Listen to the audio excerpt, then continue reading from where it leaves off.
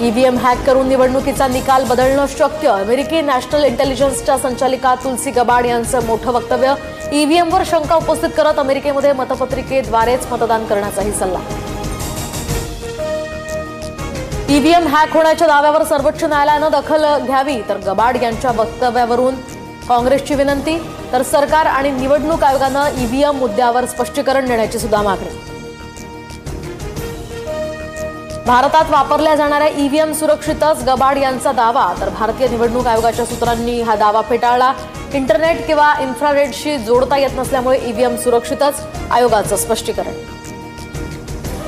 यंदा देशभरात सरासरीच्या 103% पाऊस पडण्याची शक्यता. खासगी हवामान संस्था स्कायमेटचा अंदाज. तर महाराष्ट्र, मध्य प्रदेश आणि दक्षिण भारतात समाधानकारक पाऊस.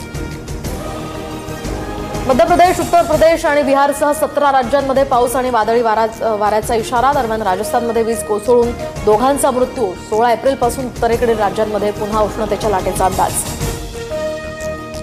मुंबईकरांवर पाणी कपातीची टांगती तलवार. पाणी पुरवठा करणाऱ्या 7 धरणांमधील पाणीसाठा फक्त 31%. कडक उन्हाळा आणि जलद गतीनं होत असलेले बाष्पीभवन यामुळे पाणीसाठा हटला. मध्य रेल्वेवर 16 एप्रिलपासून एसी लोकलच्या 14 नवीन फेऱ्या सुरू होणार. तर एसी लोकल फेऱ्यांची संख्या आता 80वर पोहोचणार. नव्या सेवेसाठी सध्या लोकल फेऱ्या रद्द करणार. मुख्यमंत्री देवेंद्र फडणवीसांच्या आर्थिक सल्लागारपदी प्रवीण परदेशी. तर लवकरच प्रवीण परदेशींच्या नियुक्तीचे आदेश जारी होणार. महाराष्ट्राचे भूषण गवई होणार. सुप्रीम कोर्टाचे नवे सरन्यायाधीश. 14 मे रोजी गवई 52वे सरन्यायाधीश म्हणून शपथ घेणार. तर 6 महिन्यांच्या कार्यकाळासाठी त्यांची नियुक्ती.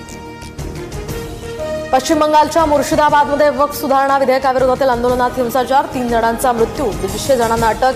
तर 15 पोलीस जखमी. बीएसएफचे जवान या ठिकाणी तैनात. स्मार्टफोन्स, लॅपटॉप, सेमीकंडक्टर सारख्या वस्तूंना टॅरिफमधून वगळलं. तर डोनाल्ड ट्रम्प यांचा आणखी एक निर्णय.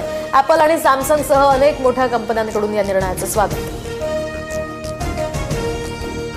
आयपीएलमध्ये आज 2 लढती रंगणार. दुपारी 3:30 वाजता बंगळुरू विरुद्ध राजस्थानची लढत. तर रात्री दिल्ली आणि मुंबईमध्ये सामना रंगणार.